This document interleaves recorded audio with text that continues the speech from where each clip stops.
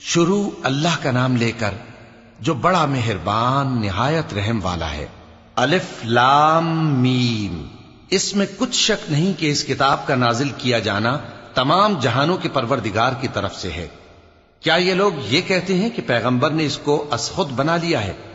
نہیں، بلکہ وہ تمہارے پروردگار کی طرف سے برحق ہے، تاکہ تم ان لوگوں کو ہدایت کرو جن کے پاس تم سے پہلے کوئی ہدایت کرنے والا نہیں آیا، تاکہ یہ رستے پر چلیں۔ اللہ ہی تو ہے جس نے آسمانوں اور زمین کو اور جو چیزیں ان دونوں میں ہیں سب کو 6 دن میں پیدا کیا، پھر عرش پر جلوہ افروز ہوا۔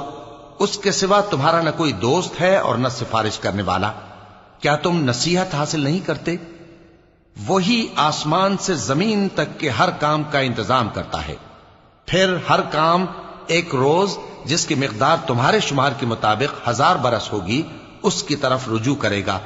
اسی شان کا ہے وہ خالق جو پوشیدہ اور ظاہر کا جاننے والا ہے، غالب ہے، بڑا مہربان ہے۔ وہی جس نے ہر چیز کو بہت اچھی طرح بنایا، یعنی اس کو پیدا کیا اور انسان کی پیدائش کو مٹی سے شروع کیا، پھر اس کی نسل ایک قسم کے خلاصے سے یعنی حقیر پانی سے بنائی، پھر اس کو درست کیا، پھر اس میں اپنی طرف سے روح پھونکی اور تمہارے کان اور آنکھیں اور دل بنائے، مگر تم بہت کم شکر کرتے ہو۔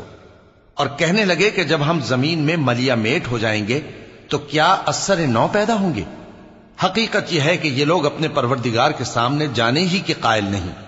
کہہ دو کہ موت کا فرشتہ جو تم پر مقرر کیا گیا ہے تمہاری روحیں قبض کر لیتا ہے، پھر تم اپنے پروردگار کی طرف لوٹائے جاؤ گے، اور تم تعجب کرو جب دیکھو کہ گناہگار اپنے پروردگار کے سامنے سر جھکائے ہوں گے اور کہیں گے کہ اے ہمارے پروردگار، ہم نے دیکھ لیا اور سن لیا، تو ہم کو دنیا میں واپس بھیج دے کہ نیک عمل کریں، بے شک ہم یقین کرنے والے ہیں۔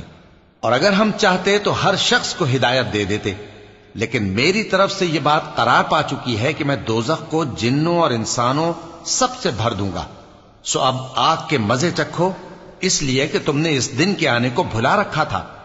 آج ہم نے بھی تمہیں بھلا دیا ہے، اور جو کام تم کرتے تھے ان کی سزا میں ہمیشہ کے عذاب کے مزے چکتے رہو۔ ہماری آیتوں پر تو وہی لوگ ایمان لاتے ہیں کہ جب ان کو ان کے ذریعے نصیحت کی جاتی ہے تو سجدے میں گر پڑتے اور اپنے پروردگار کی تعریف کے ساتھ تسبیح کرتے ہیں اور غرور نہیں کرتے۔ چونکہ آیت سجدہ تلاوت کی گئی ہے لہذا سامعین پر سجدہ واجب ہے۔ ان کے پہلو بچھونوں سے الگ رہتے ہیں، اس حال میں کہ وہ اپنے پروردگار کو خوف اور امید سے پکارتے اور جو کچھ ہم نے ان کو دیا ہے اس میں سے خرچ کرتے ہیں۔ سو کوئی شخص نہیں جانتا کہ ان کے لیے کیسی آنکھوں کی ٹھنڈک چھپا کر رکھی گئی ہے، یہ ان اعمال کا صلہ ہے جو وہ کرتے تھے۔ بھلا جو مومن ہو وہ اس شخص کی طرح ہو سکتا ہے جو نافرمان ہو؟ دونوں برابر نہیں ہو سکتے۔ جو لوگ ایمان لائے اور نیک عمل کرتے رہے ان کے رہنے کے لیے باغ ہیں، یہ مہمانی ان کاموں کی جزا ہے جو وہ کرتے تھے، اور جنہوں نے نافرمانی کی ان کے رہنے کے لیے دوزخ ہے، جب چاہیں گے کہ اس میں سے نکل جائیں تو اس میں لوٹا دیے جائیں گے، اور ان سے کہا جائے گا کہ جس دوزخ کے عذاب کو تم جھوٹ سمجھتے تھے اس کے مزے چکھو، اور ہم ان کو قیامت کے بڑے عذاب سے پہلے دنیا کے عذاب کا بھی مزہ چکھائیں گے، شاید وہ ہماری طرف لوٹ آئیں۔ اور اس شخص سے بڑھ کر ظالم کون جس کو اس کے پروردگار کی آیتوں سے نصیحت کی جائے تو وہ ان سے منہ پھیر لے۔ ہم گناہگاروں سے ضرور بدلہ لینے والے ہیں، اور ہم نے موسیٰ کو کتاب دی تو تم ان سے ملاقات ہونے سے متعلق شک میں نہ ہونا، اور ہم نے اس کتاب کو بنی اسرائیل کے لیے ذریعہ ہدایت بنایا تھا، اور ان میں سے ہم نے پیشوا بنائے تھے جو ہمارے حکم سے ہدایت کیا کرتے تھے، جبکہ وہ صبر بھی کرتے تھے اور وہ ہماری آیتوں پر یقین رکھتے تھے۔